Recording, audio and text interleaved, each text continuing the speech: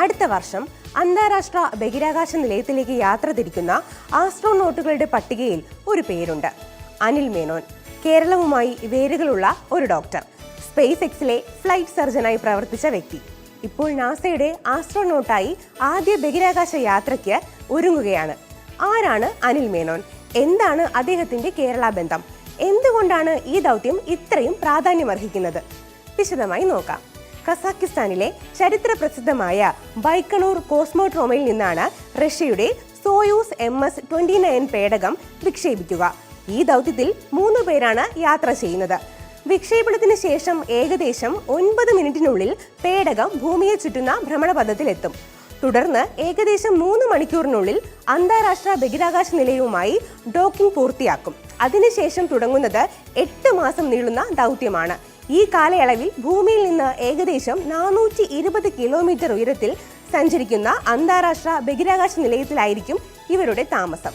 അവിടെ മനുഷ്യ ശരീരത്തിൽ ഗുരുത്വാകർഷണത്തിന്റെ അഭാവം ഉണ്ടാക്കുന്ന മാറ്റങ്ങൾ മുതൽ പുതിയ സാങ്കേതിക വിദ്യയുടെ പരീക്ഷണം വരെ നിരവധി ഗവേഷണങ്ങളിൽ സംഘം പങ്കെടുക്കും. അനിൽ മേനോൻ അമേരിക്കയിൽ ജനിച്ചു വളർന്ന വ്യക്തിയാണ്. എന്നാൽ അദ്ദേഹത്തിന് കേരളവുമായി ശക്തമായ കുടുംബ ബന്ധമുണ്ട്. പിതാവ് മലയാളിയാണ്, അമ്മ ഉക്രൈനിയൻ വംശജയും. ചെറുപ്പം മുതൽ ശാസ്ത്രത്തിലും സാങ്കേതിക വിദ്യയിലും വലിയ താല്പര്യമുണ്ടായിരുന്നു അനിലിന്. ആദ്യം പഠിച്ചത് മെക്കാനിക്കൽ എഞ്ചിനീയറിംഗ് ആണ്. പിന്നീട് എമർജൻസി മെഡിസിനിലും എയ്റോസ്പേസ് മെഡിസിനിലും വിദഗ്ധനായി. നാസയിൽ എത്തുന്നതിന് മുൻപ് അനിൽ മേനോൻ പ്രവർത്തിച്ചത് ലോകത്തെ ഏറ്റവും പ്രശസ്തമായ സ്വകാര്യ ബഹിരാകാശ കമ്പനിയായ സ്പേസ് എക്സിലാണ്. അവിടെ കമ്പനിയുടെ ആദ്യ ഫ്ലൈറ്റ് സർജനായിരുന്നു അദ്ദേഹം. ക്രൂ ഡ്രാഗൺ ദൗത്യങ്ങളിൽ പങ്കെടുത്ത ബഹിരാകാശ സഞ്ചാരികളുടെ ആരോഗ്യ പരിപാലനം, മെഡിക്കൽ തയ്യാറെടുപ്പ്, അടിയന്തര സാഹചര്യങ്ങൾ കൈകാര്യം ചെയ്യൽ എല്ലാം അദ്ദേഹത്തിന്റെ ഉത്തരവാദിത്തമായിരുന്നു. നാസയുമായും സ്പേസ് എക്സുമായും ചേർന്ന മനുഷ്യ ബഹിരാകാശ യാത്രകൾ കൂടുതൽ സുരക്ഷിതമാക്കുന്നതിലും അദ്ദേഹം നിർണായക പങ്ക് വഹിച്ചു. ഈ അനുഭവങ്ങളാണ് 2021 നാസയുടെ ആസ്ട്രോനോട്ട് ഗ്രൂപ്പിലേക്ക് അദ്ദേഹത്തെ തിരഞ്ഞെടുക്കാൻ വഴിയൊരുക്കിയത്. ആയിരക്കണക്കിന് അപേക്ഷകരിൽ നിന്ന് വളരെ കുറച്ചുപേരെ മാത്രമാണ് നാസ തിരഞ്ഞെടുത്തത്. അവരിൽ ഒരാളായിരുന്നു അനിൽ മേനോൻ. തുടർന്ന് 2 വർഷത്തിലേറെ നീണ്ട കഠിനമായ പരിശീലനം. അനിൽ മേനോന്റെ കുടുംബത്തിന്റെ പ്രത്യേകത മറ്റൊന്നുകൂടിയുണ്ട്.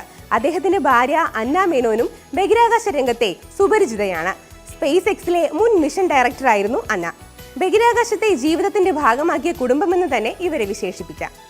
അന്താരാഷ്ട്ര ബഹിരാകാശ നിലയം വെറും ഒരു ലബോറട്ടറി അല്ല, ഭാവിയിൽ മനുഷ്യനെ ചന്ദ്രനിലേക്കും ചൊവ്വയിലേക്കും അയക്കാനുള്ള ഒരുക്കങ്ങളുടെ കേന്ദ്രം കൂടിയാണ്.